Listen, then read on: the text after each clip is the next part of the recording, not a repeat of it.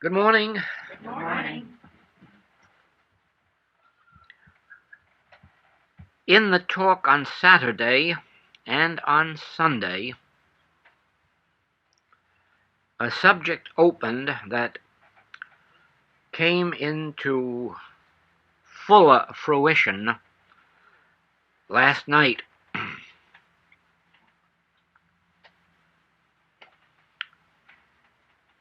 And I think that it started in my sleep and awakened me, and then in a half sleep it continued to unfold.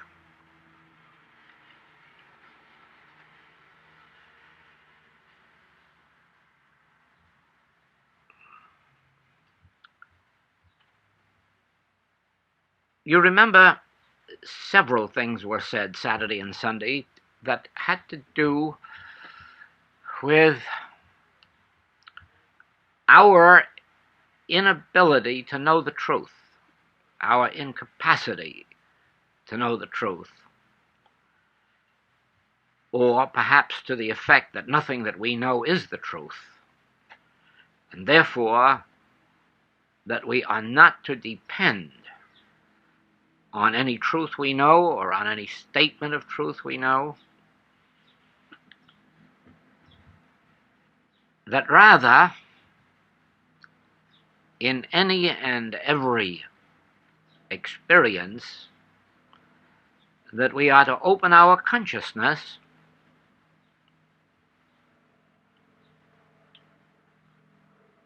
and be receptive to whatever may be imparted to us.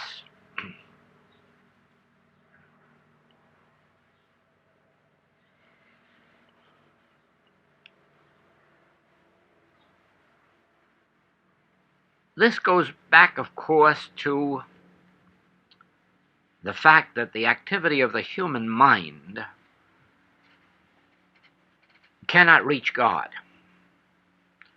You cannot reach God through the human mind or with the human mind. You cannot embrace God or truth in the human mind.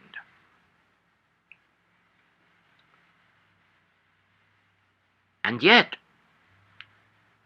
truth can impart itself to us.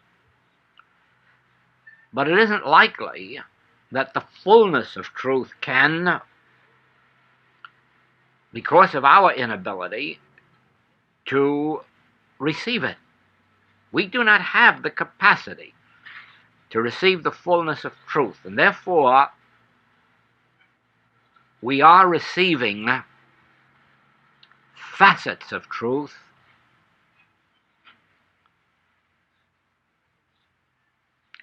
realizations of truth,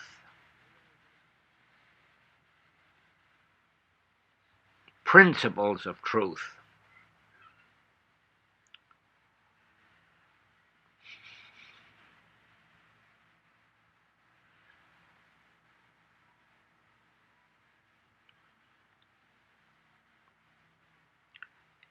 This ties in with the subject of not living on yesterday's manna, not depending on anything you knew yesterday.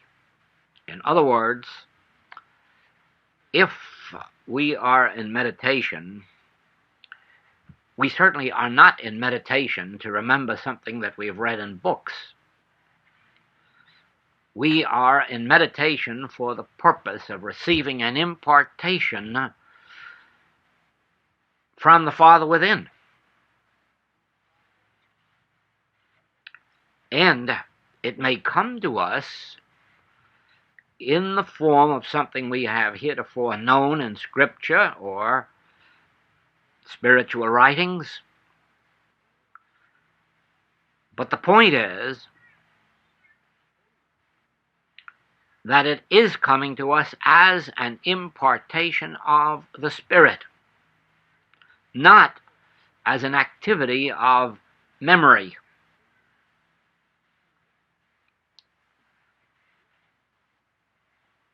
The activity of the human mind is not power, in the sense of spiritual power, and all of the knowledge that can be embraced in the human mind. Even all the knowledge of truth is not spiritual power. The knowledge of truth acts to remove from us our ignorance of the nature of spirit and its activities and operations. To illustrate this, when we first come to the study of truth,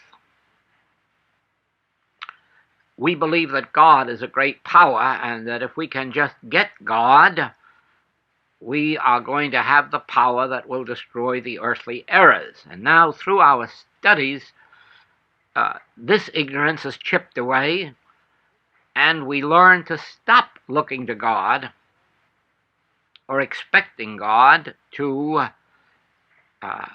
remove the evils of this world.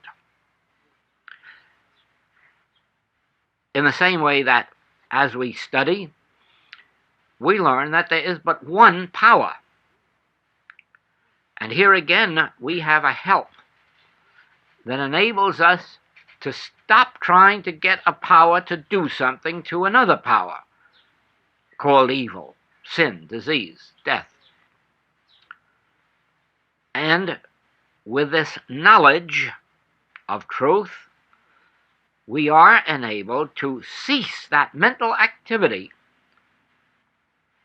of expecting a God to overcome our enemies, and we are thereby enabled to relax inwardly and await the realization of grace, the none power. Every principle of truth that we learn, every principle of truth that we study and practice, develops our consciousness to the place where we can resist not evil, where we can put up the sword, where we can retire into ourselves in an inner peace and thereby become aware of grace. Now, grace is not a power. Grace is a presence. And in the presence of grace, there is no need for any powers, because there is nothing of an erroneous nature. When Scripture says, "In thy presence is fullness of joy," it certainly indicates that in thy presence there are no sins, diseases, deaths, lacks, or limitations. Otherwise there would be no fullness of joy. So in thy presence, evil of any name or nature cannot function, for it has no existence. And therefore, our studies are all in the direction of bringing us to a place in consciousness in which we can relax, rest, in a state of receptivity,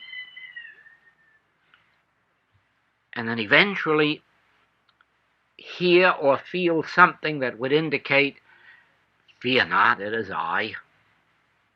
Be not afraid, it is I. Nothing shall in any wise come nigh thy dwelling place."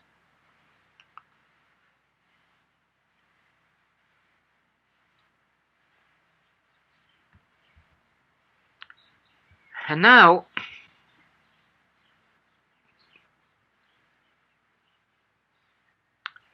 see how this must inevitably bring us to a place of resting from taking thought.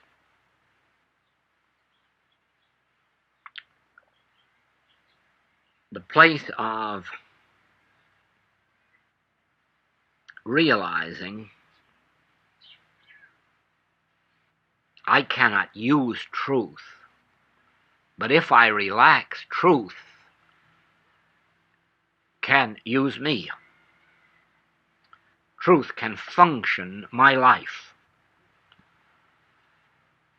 Or Paul, I live, yet not I. Christ liveth my life. But now, if Christ is living my life, I am not thinking or doing.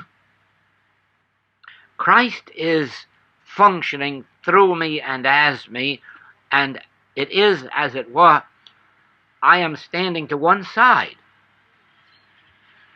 being a beholder of Christ, truth, living my life.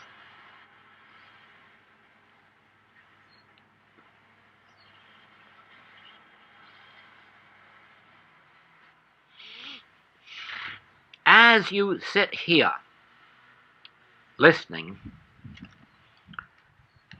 at the same time, be relaxing. Let go of any thought and of every thought, and release even the belief that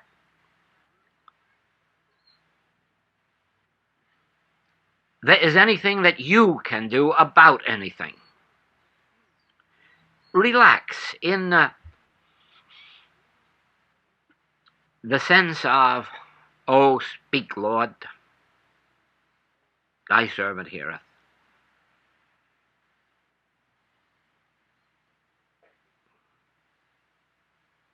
To yourself, remember, be still. Be still and let God be God. And feel that you could not possibly embrace God in your mind anyhow. Let the activity of the mind be still. Christ liveth my life. God functions my being. Let the whole earth be still. And above all, let my mind be still.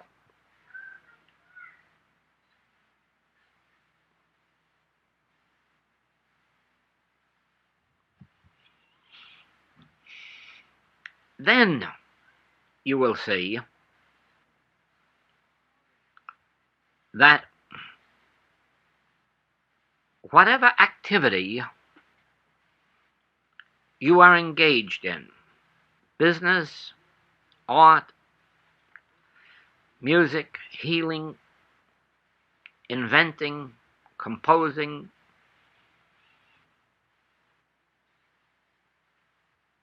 studying, that as you first relax in this, letting the mind that was in Christ Jesus be your mind, then grace will function. Grace will function as wisdom. Grace will function as harmony, as peace. Grace will function as health, as wholeness, as completeness, as inspiration, as the source of knowledge. And it will flow through you and in you and as you.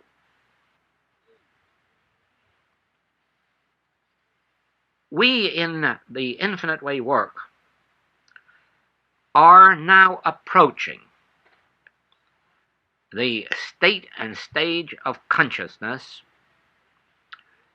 that lives by grace, not by physical might, not by mental power, not by knowledge, but by grace. The knowledge of truth always serves a function in our experience, in that it helps us to settle back into this attitude of expectancy. But that is the only purpose that knowledge is now serving us, the knowledge of truth. Because actually, we are rising above the letter into the spirit. You will notice in all of the talks of 1963, it is emphasized that we are working toward the place of living without words and without thoughts. I mean, our spiritual living is without words and without thoughts. And every step of this year has been leading us up to this month, where we are actually experiencing grace. That is, the living above the letter, above the law.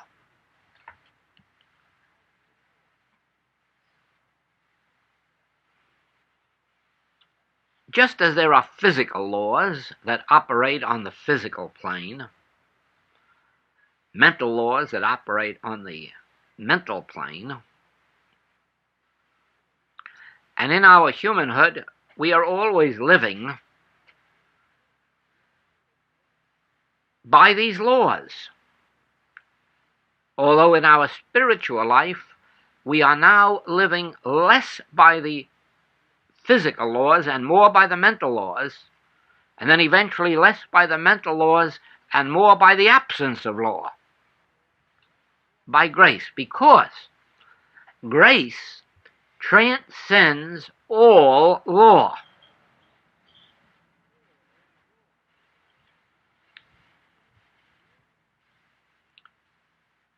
The law of self-preservation keeps birds as far away from humans as possible. And it isn't often that you will find birds making friends of humans. And yet, we have a St. Francis who shows us that even this law can be transcended, and we can live in such an atmosphere of grace that the birds will come to us and rest on our shoulders, on our head, on our hands.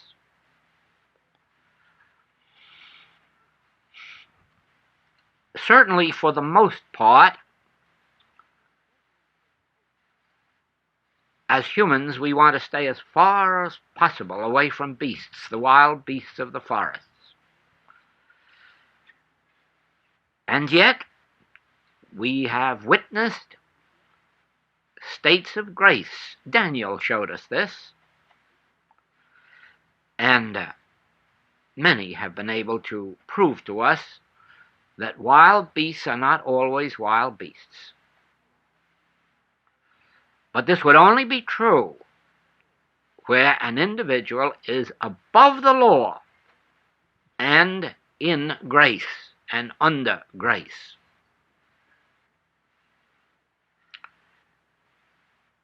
And grace is the absence of power. Any power. Once you realize that you cannot use spiritual power, and that there is a state of grace, and you no longer rely on physical or mental powers, you then reach that attitude and altitude of consciousness, which is a state of grace, a state of non-power, and you discover that what heretofore has been power no longer is power in your experience.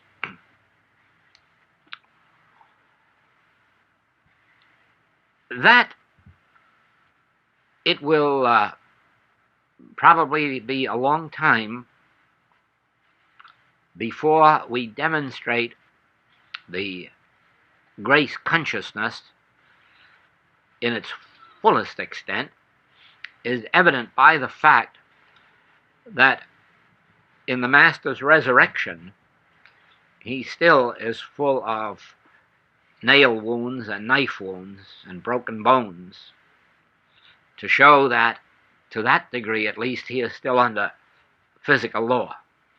Although even his bones must have mended to enable him to walk. But even if they didn't, he could walk without them being mended by grace. The point is not as to whether or not you can at this moment walk on water.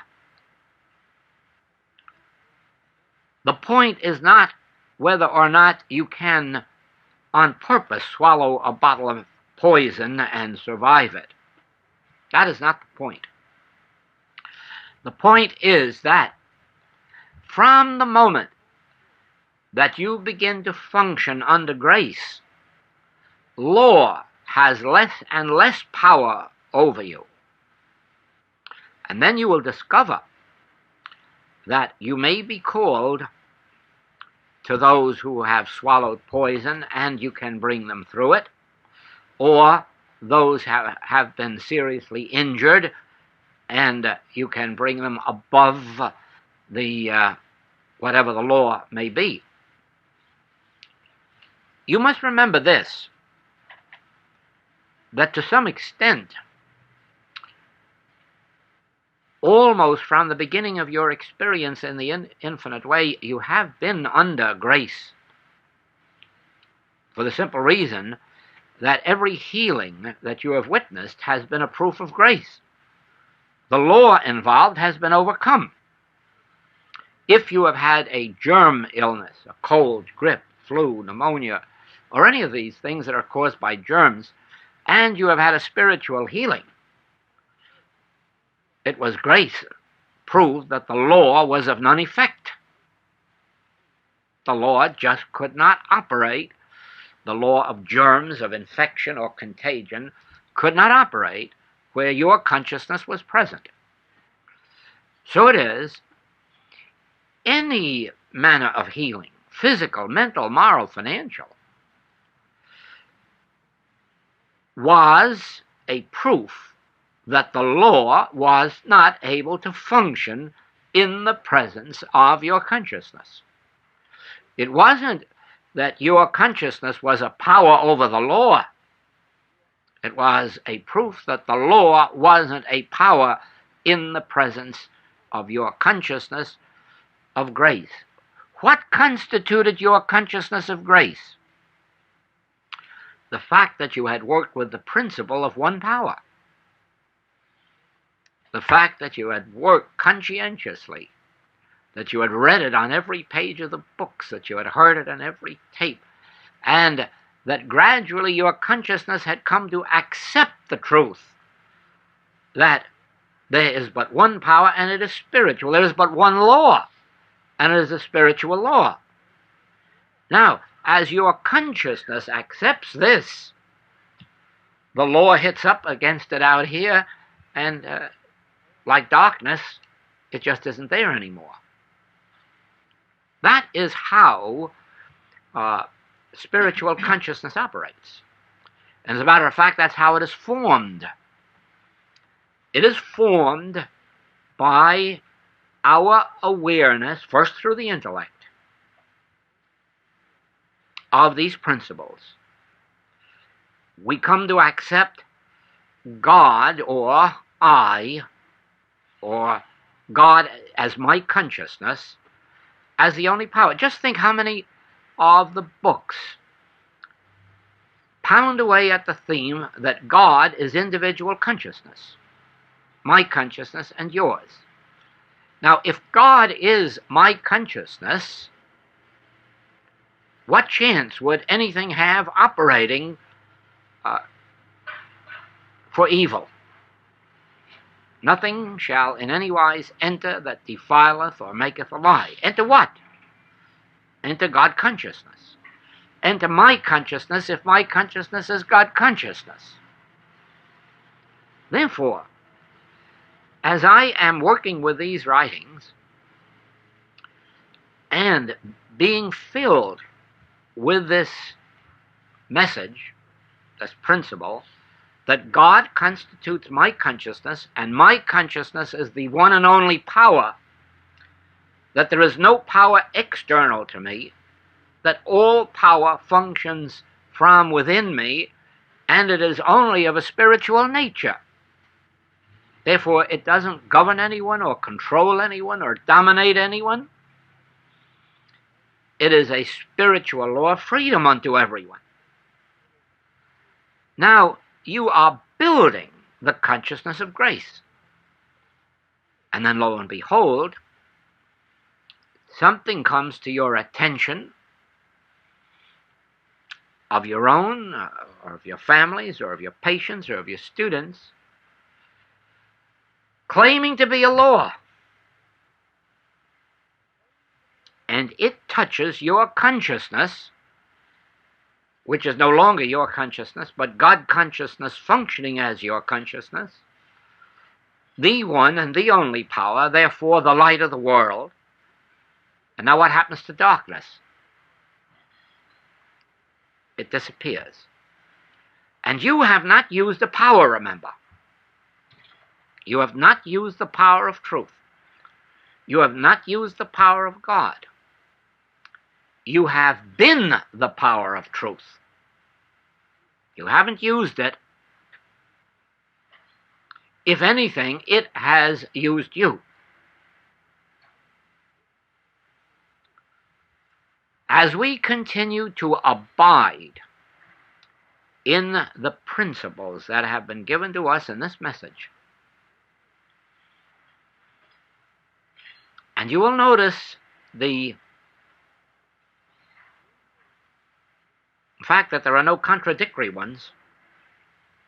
Every principle of this message agrees as to God being individual consciousness, as to God or I or this consciousness being the infinite and only power, substance, law, cause, and effect.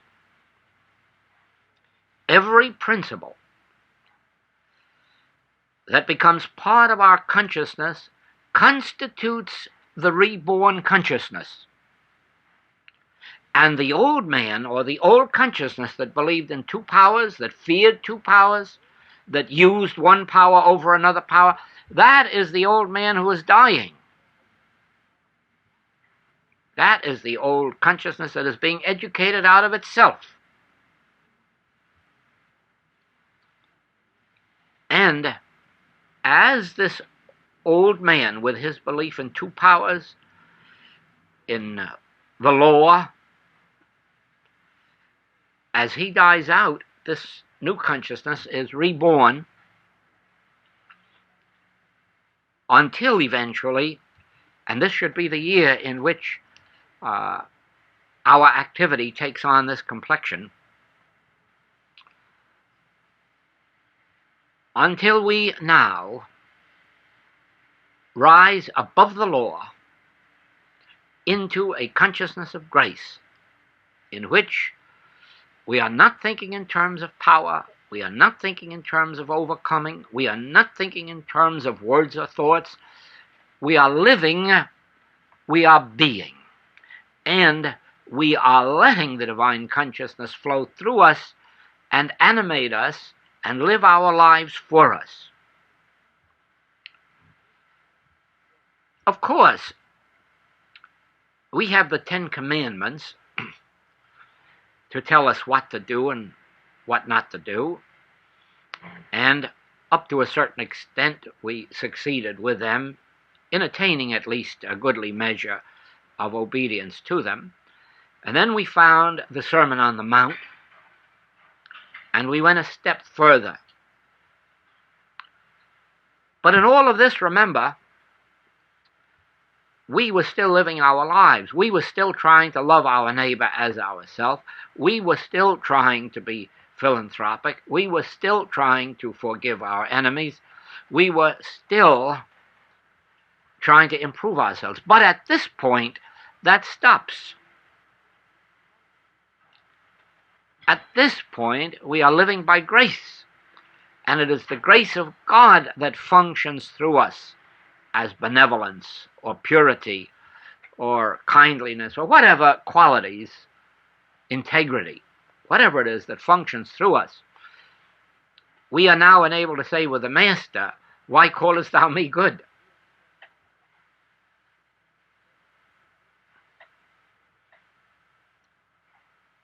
Why callest thou me spiritual? It is a state of grace that is functioning. I haven't any power over being good or bad. I haven't any power to be good or bad. I haven't any power to be spiritual or unspiritual. I haven't any power to be charitable or not charitable. Whatever it is that's functioning through me, that is what I must be. And it isn't I being it. I live, yet not I. Christ liveth my life. That sense of I has moved over to where it is really nothing but a beholder of life. It is always beholding and marveling at what things the Father is doing. But it is not participating. Beholding.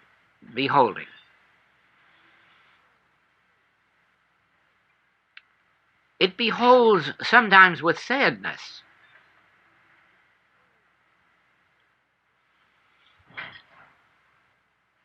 There was a newspaper article last week about a man in some state of health, incurable, in which even his family said, "It's too bad, but it must be so." And some Infinite Way students immediately wrote me, "Please save this man. Please do something. You must do something for this man." Well, now, as if I would withhold it, or as if I could withhold it. But my answer was, what makes you think God wouldn't do it if God were turned to? And if God isn't turned to, what makes you think I can do it? Not that I would withhold it.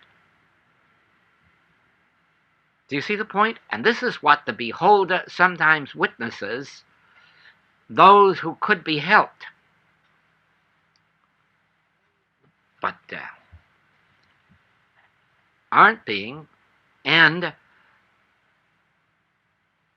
must go on in the feeling that even God can't help. Well, so we witness, sadly, Jerusalem. Oh, Jerusalem, I would take you under my wing, but ye would not. And so the beholder sees this world and says, "Oh, it would be so easy to have world peace. It would be so easy with all of God's wealth that's in this world to have abundance for everybody. But ye would not." And so you stand by praying that consciousness be opened to receive grace, to rise above this law of power. And now remember, it is only that word power that is a stumbling block.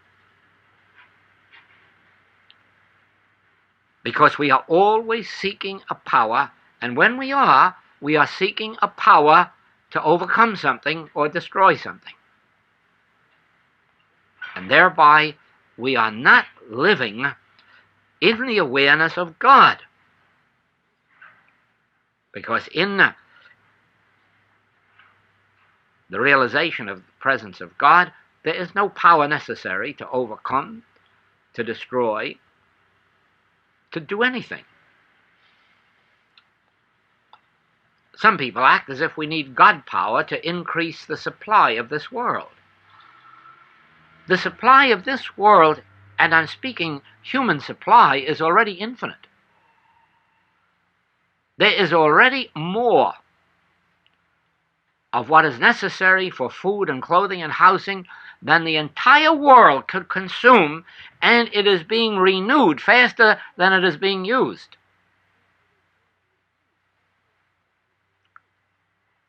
There is no need to turn to God for greater supply.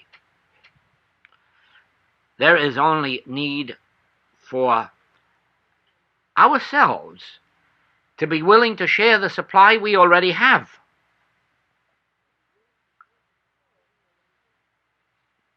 And so it is.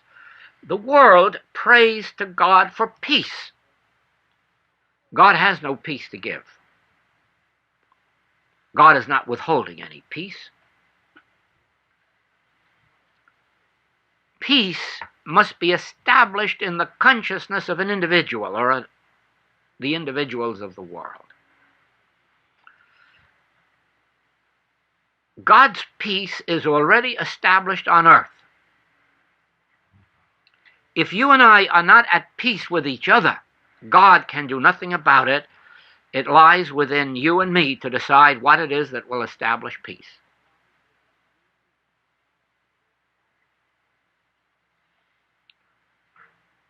God is not withholding peace. Peace is established, and it is a state of grace. And it functions in that moment when I am demanding nothing of you. In that moment when I am realizing that God's grace is my sufficiency in all things, and there is a sufficiency of God's grace omnipresent to meet the need of this moment, in that moment I free you. In the moment that you can feel that I have freed you, you are at peace with me. Because, as you will discover, the only reason for a lack of peace is the fear that we have of each other. The fear of what the other may want of us, individually or collectively, nationally or internationally. It is that one fear.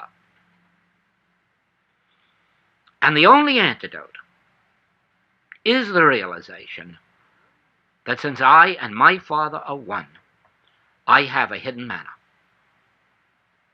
I have a hidden source of supply that is not dependent on man whose breath is in his nostril.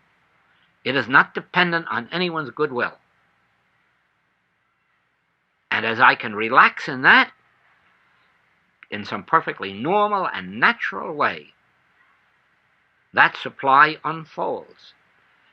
And it is not merely a supply of money, because it isn't only money or land that causes people to war with each other. People are at war with each other within their own families, not over money and not over land. But there is always something that one is demanding of another that is causing the breach. And the healing can only take place in release. And release can only come. You can only release when that state of grace has come to you. And you realize that you no longer need powers. Your oneness with God is your assurance of omniscience, omnipotence, omnipresence. Therefore, you release anybody and everybody.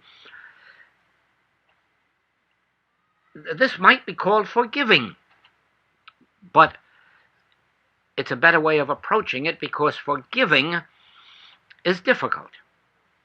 Forgiving is the acknowledgement of an actual wrong done, and we're supposed to, in some way, forget it, which is pretty difficult.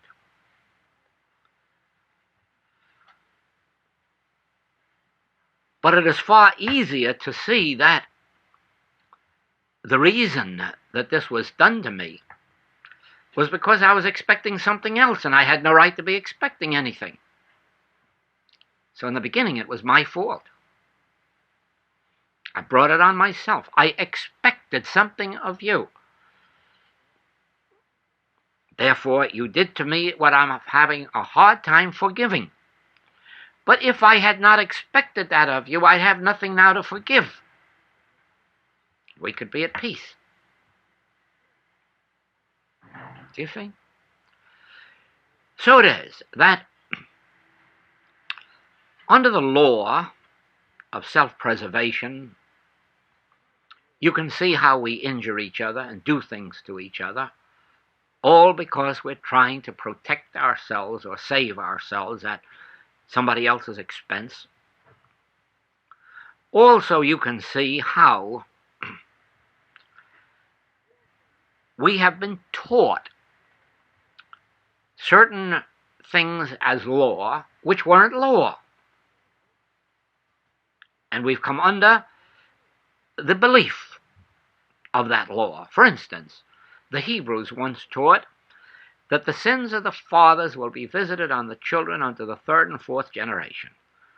And you must know that the Hebrews for centuries were under that law. Well, only 2 centuries, fortunately, because 2 centuries later, a prophet revealed, you are no longer under this law. This law no longer operates. Each is under the penalty of their own thoughts and deeds. And no longer can the thoughts and deeds of another operate against you. Now all of a sudden you're released from the sins of your parents and of your grandparents. And now you are turned within. And you realize, aha, a few centuries from now, Paul is going to say, if you sow to the flesh, you will reap corruption. If you sow to the Spirit, you will reap life everlasting. So it is my sowing.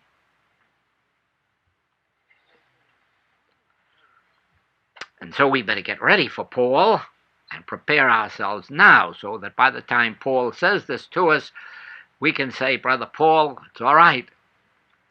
We're ahead of you. We learned from our Hebrew ancestors that we are not under the law of domination. We are not under the law of anyone else's mental powers, sins, or fears. That we have to go within our own consciousness and establish ourselves. And in what way? Either under the law or under grace. Well, if it's to be under the law, if we just wait a few centuries, we're going to be told that sitting in a draft or getting our feet wet will give us a cold, and cold might give us pneumonia, and the pneumonia might cause our death. If we're patient enough, we will learn that that wasn't law. Do you see what I'm driving at? Always we are prisoners of the mind. Mankind is a prisoner of the mind. And he is a prisoner of laws which sooner or later will be revealed to us as not being law at all. Therefore, we, centuries ahead of these revelations, are becoming aware of the fact that the law is only law while it is accepted in your mind as law. Whether it's the law of heredity, the law of ancestry, the law of racial belief,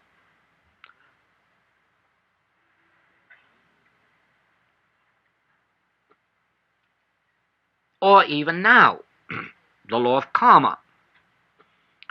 If the law of as ye sow, so shall ye reap is valid, if the karmic law is valid, think what the United States has coming to it from its throwing of atomic bombs. Now try to think what law it has brought itself under. And if you are a good American who approves of this, you are under that law. But of course, I am showing you now that you are not under that law because it isn't a law. That is only a law to those who accept it as a law. and who accept patriotism as a law, my country right or wrong. Do you see that? But actually, this karmic law cannot operate except to those who are prisoners of the mind and accept that law.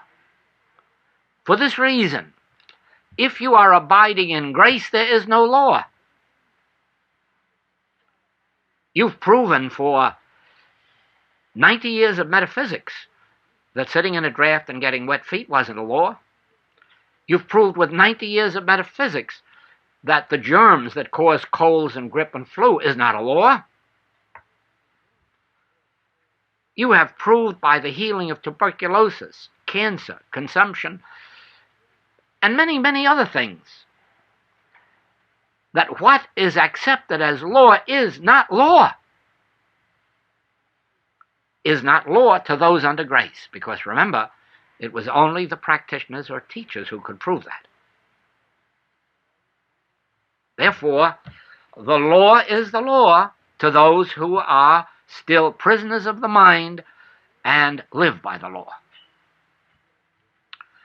But the law is not the law to those under grace, to those who are abiding above the letter, above the law, without words, without thoughts, abiding morning to night, night to morning, abiding in this realization. I and my Father are one. Now what can touch that oneness? If I and my Father are one, what can touch God? Is there a law of matter or of mind that can touch God? And so if we say I and the Father are one, then I am that one.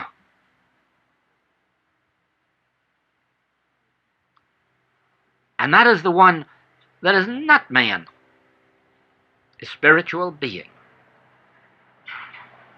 And this, you see, removes you from every religious teaching of which you now have any knowledge. You are not man.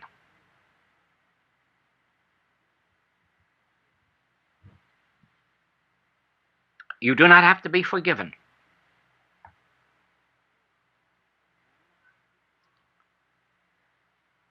I and the Father are one, and that one is spirit.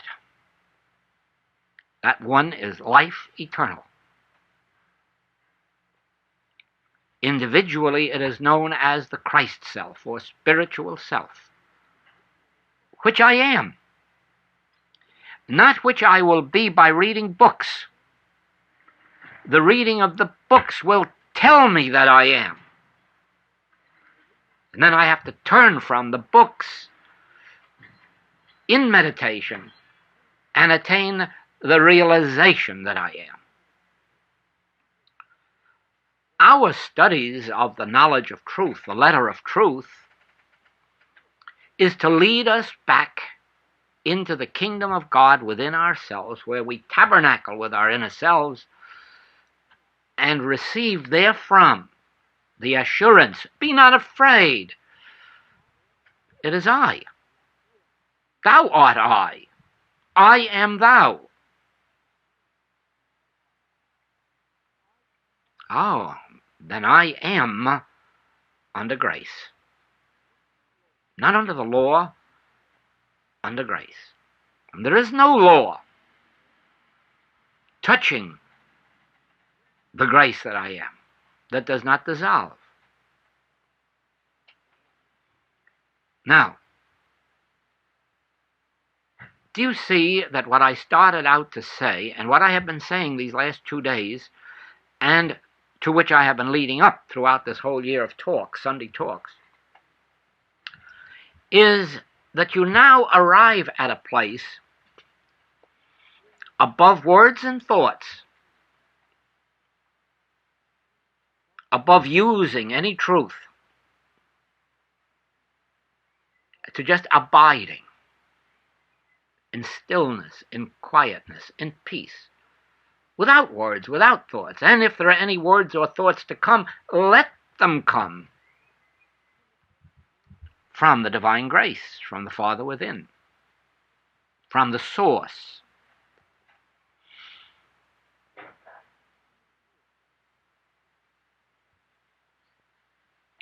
When the Master says, I have overcome the world, he really means the law cannot function. The laws cannot function. I am living in a state of grace where there are no laws.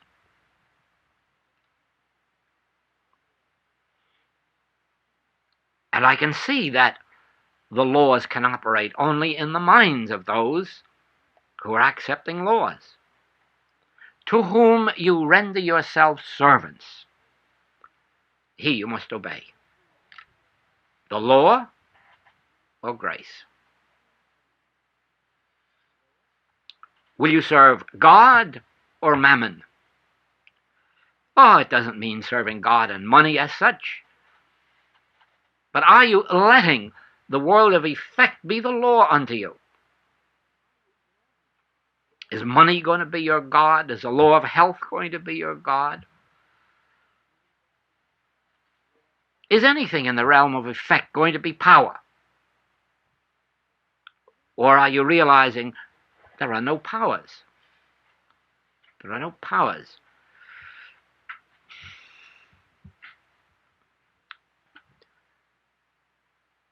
Through this, eventually, you will be able to look down into the universal mind, which is the mind of mankind. And you will see how enslaved it is. And how that entire slavery is within itself. For instance, one man has to pass through a bar room, and he almost has to run through.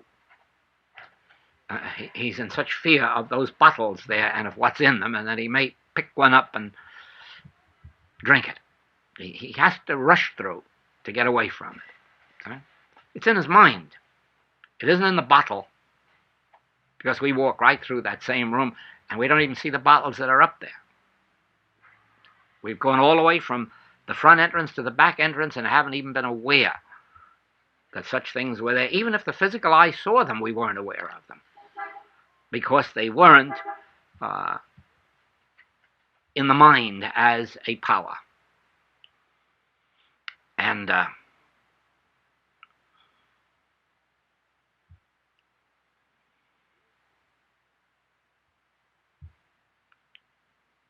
you will see what it is in this person's mind and that person's mind that's making them a prisoner of the mind, holding them in fear, in bondage to something that's in the mind.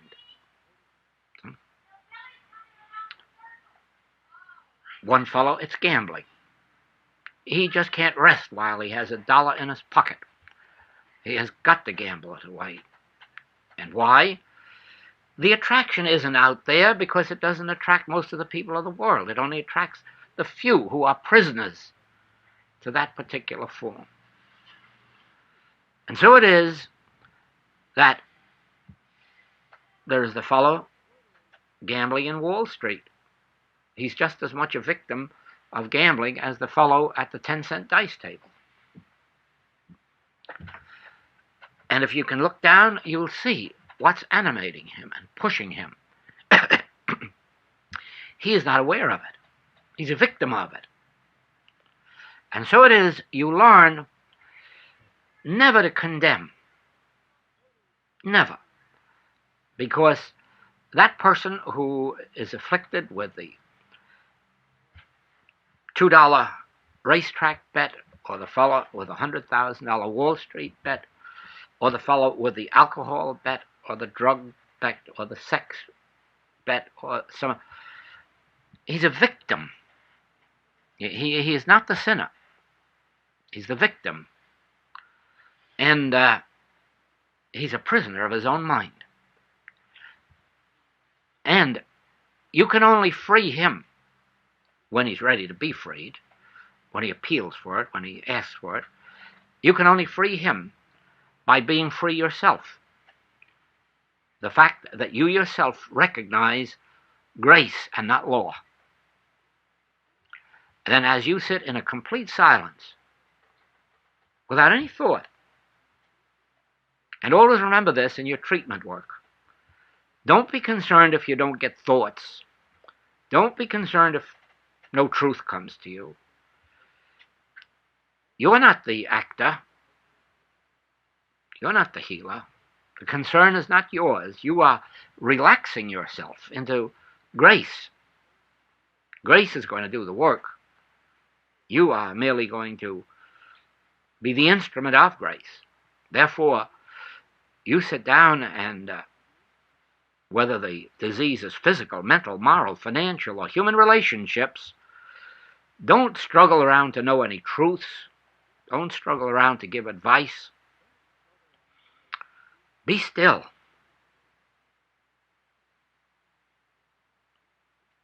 I within am God. So just be still and let I be God.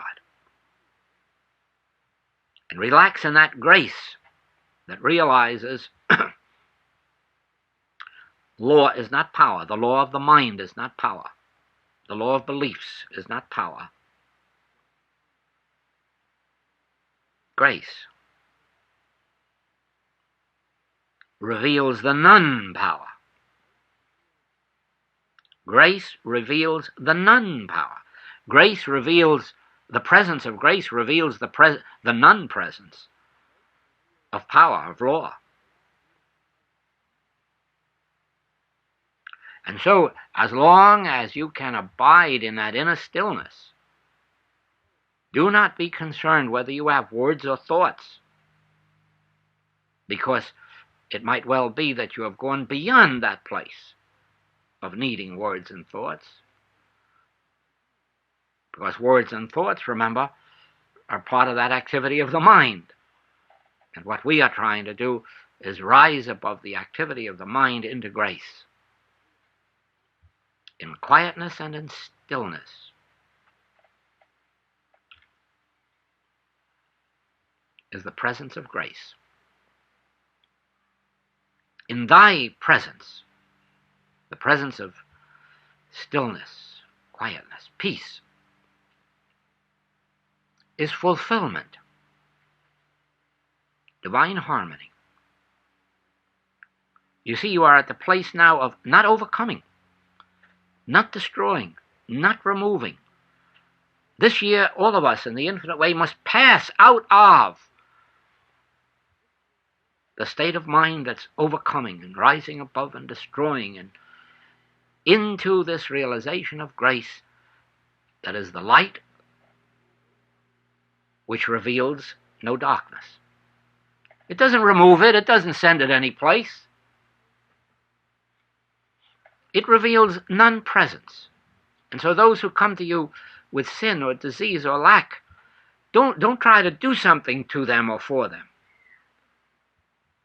Be that state of grace which reveals the non-presence.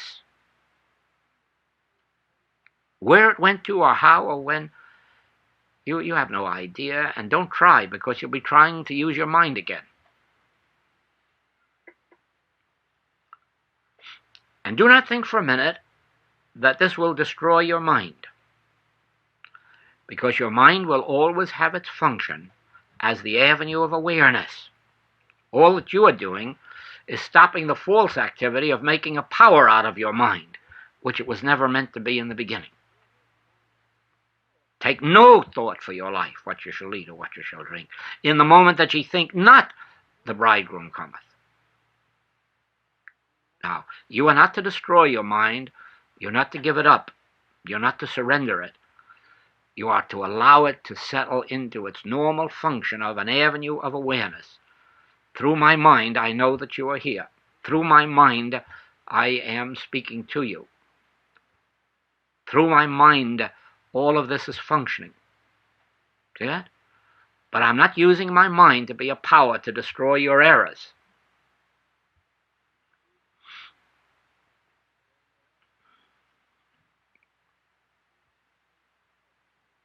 Just think that truth is infinite, and then see how terrible it would be to try to grasp truth.